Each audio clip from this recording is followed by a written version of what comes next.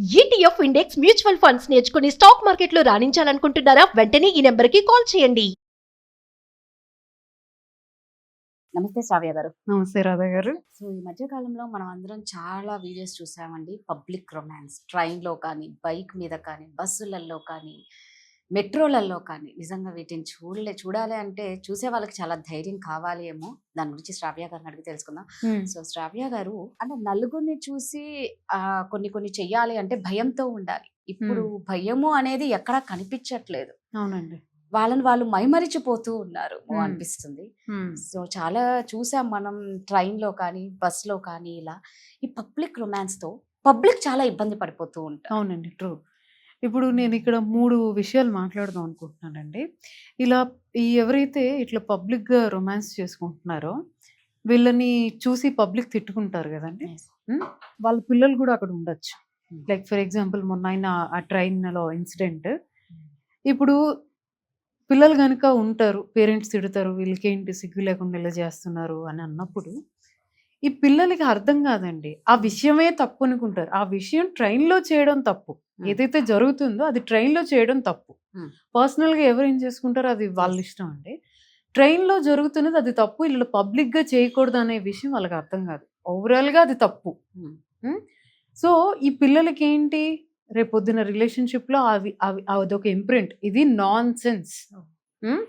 ఇది ఏదైతే రొమాన్స్ అనేది నాన్ సెన్స్. బయట ఎవరైనా తెలిస్తే తిట్టుకుంటారు. ఈవెన్ దో ఇంటిమెసీ అంటే ఈవెన్ దో క్లోజ్డ్గా ఉన్నా కూడా అలాంటి ఇంప్రింట్ పిల్లల మీద పడుతుందండి పబ్లిక్గా ఇలాంటివి జరుగుతున్నప్పుడు. ఇంకా ఎవరైతే చేస్తారో వీళ్ళు 2 రకాలు ఉంటారండి. ఒకరు పబ్లిక్ రొమాన్స్ కొంతమందికి ఇష్టం, పబ్లిక్గా కావాలనే చేస్తుంటారు. ఇంకొకరు మర్చిపోయి చేస్తుంటారండి. అంటే ఆ ట్రాన్స్లో ఇంకా ఎవరు ఉన్నారు, ఎవరికైనా ఇబ్బంది అవుతుందా, మేము అట్లా చేస్తే వేరే వాళ్ళకి ఇబ్బంది పడుతుందా, ఇవేవి ఆలోచించరండి. బేసిక్ బ్రెయిన్ పనిచేయదు. అదొక ట్రాన్స్లో వెళ్ళిపోతూ ఉంటారు, కనిపించదు ఏమవుతుంది, కాన్సిక్వెన్సెస్ కనిపించవు. అండ్ ఇంకొకరు కావాలని చేస్తారండి. పబ్లిక్ రొమాన్స్ కొంతమందికి ఇష్టం. నడి రోడ్లోనే చేస్తూ ఉంటారండి. ముఖ్యంగా మనం హాస్టల్స్ వైపు వెళ్ళాలంటే చాలా మంది ఫేస్ చేసేవాళ్ళు అనమాట ఈ ప్రాబ్లమ్ ని. ఎవరు ఎక్కడ ఎలా కనిపిస్తారో అని భయపడుతూ ఉండాల్సిన రోజులు వచ్చినాయి. అటువైపు వెళ్ళాలన్నా మామూలుగా ఫ్యామిలీస్ ఉన్న వాళ్ళు అటువైపు వెళ్ళాలంటేనే భయం వేస్తుంది. పిల్లల్ని తీసుకెళ్లాలంటే భయం వేస్తుంది. ఈ రోడ్లలో ఈ హాస్టల్స్ వైపు కూడా చాలా ఉంటాయి ఇలాంటివి. అవునండి, అవును. అంటే ఎందుకు వచ్చాము అన్నది మర్చిపోతారా? నెక్స్ట్ మనం ఏం చెయ్యాలి, ఇది చూసిన తర్వాత రేపు మన పరిస్థితి ఏంటి, పబ్లిక్ లో ఇవి చేయడం కరెక్ట్ కాదు అన్న థాట్ కూడా వాళ్ళకి రాదేమో కదా ఆ టైం. అంతే అండి. ఒకటి నేను మాట్లాడిన 2 రకాల్లో ఒక రకం అయితే ఆ మెచ్యూరిటీ లేకనే చేస్తారు. పబ్లిక్గా ఇలా చేయకూడదు, ఆ మెచ్యూరిటీ ఆ బేసిక్ కామన్ సెన్స్ లేక చేస్తారు. ఇంకొకరు కావాలనే అవేర్నెస్ తో చేస్తారు. 2 రకాల మనుషులు. అంటే దేని వల్ల ఇదంతా, అంటే ఒక సైకలాజిస్ట్ గా మీరు ఇంత దారుణంగా ఎందుకు తయారవుతుంది, దేని వల్ల ప్రాబ్లం అంటారు? ఇది కూడా అయ్యి ఉండొచ్చండి. కొంతమంది ఇళ్ళల్లో ఫ్రీడమ్ ఉండదండి, చాలా స్ట్రిక్ట్ పెడతారు. అమ్మాయిల్ని ఎంత స్ట్రిక్ట్ పెడతారంటే అంత స్ట్రిక్ట్ పెడతారు. గదిలో బంధించేసినట్టు పెడతారు. ఇలా చేసిన ప్రతి ఒక్క అమ్మాయి అలా అవుద్దని కాదండి, అయ్యే ఛాన్సెస్ చెప్తున్నాను. ఎక్కువ కంట్రోల్ చేయడం వల్ల వాళ్ళు దే బికమ్ డెస్పరేట్ అండి ఇలాంటి పనులు చేయడానికి. ఫ్రీడమ్ కావాలనుకుంటారు. ఆ ఫ్రీడమ్ ఎంతవరకు అంటే ఇంతవరకు కూడా ఇంట్లో ఫ్రీడమ్ దొరకక ఫ్రీడమ్ని డెస్పరేట్గా కావాలనుకుంటారు. అదొక కేస్.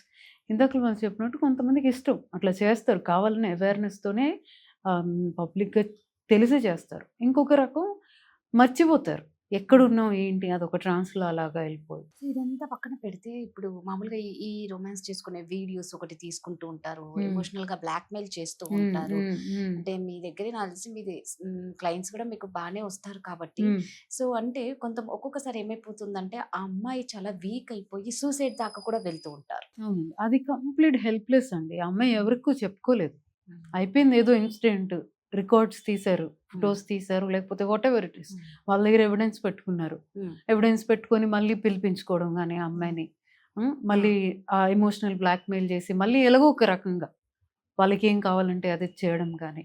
అలాంటి పిల్లలు మనం బయటికి తేయడానికి ఏమన్నా ఉంటుందా అండి? అంటే వచ్చారండి నా దగ్గరికి అలాంటి ఇన్సిడెంట్‌తో ఇద్దరు ముగ్గురు క్లయింట్స్.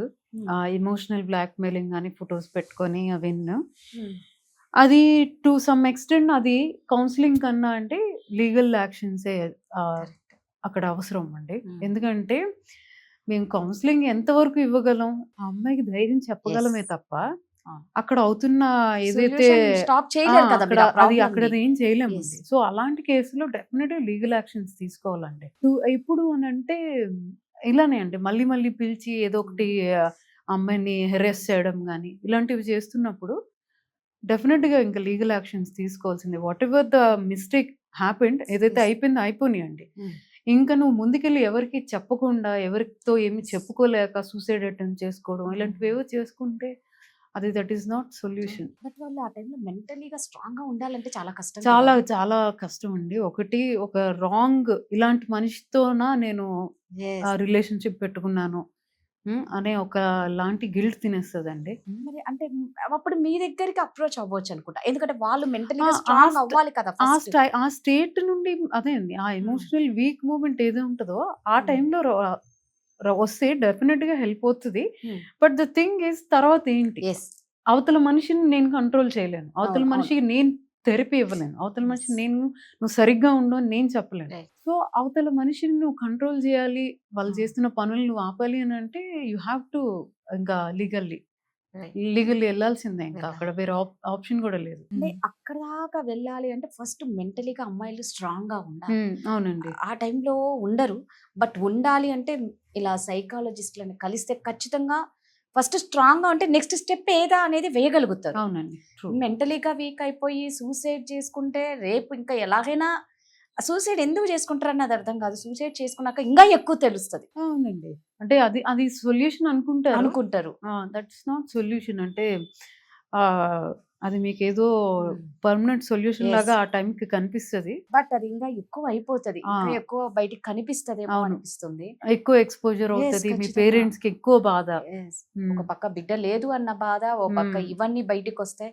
సో, హ్మ్. వాటెవర్ అండి. నిజంగా చెప్తున్నాను. ఇలాంటి ప్రాబ్లమ్స్‌లో ఎవరైనా ఉన్నారు అంటే మాత్రం ఎలాంటి ప్రాబ్లమ్స్ ఉన్నా అంటే మనకి ఏదైనా శ్రావ్య గారు మైండ్ సెట్ మీదే ఉంటుంది. అవునండి. మనం ఒక టాపిక్ చేయాలన్నా, మనం కూర్చోవాలన్నా, హ్మ్. లేయాలన్నా, తినాలన్నా, పడుకోవాలన్నా, నెక్స్ట్ ప్లాన్ ఏంటి అన్నా అవునవును.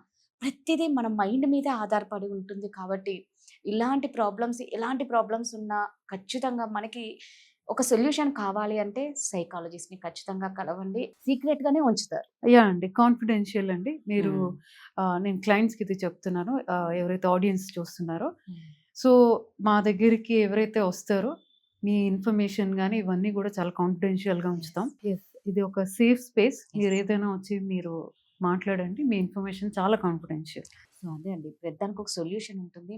సో, ఉన్నదాన్ని ఖచ్చితంగా మనం ఉపయోగించుకొని ప్రాబ్లమ్ నుంచి బయటికి రావడం చూసుకోవాలి. థాంక్ యూ అండి.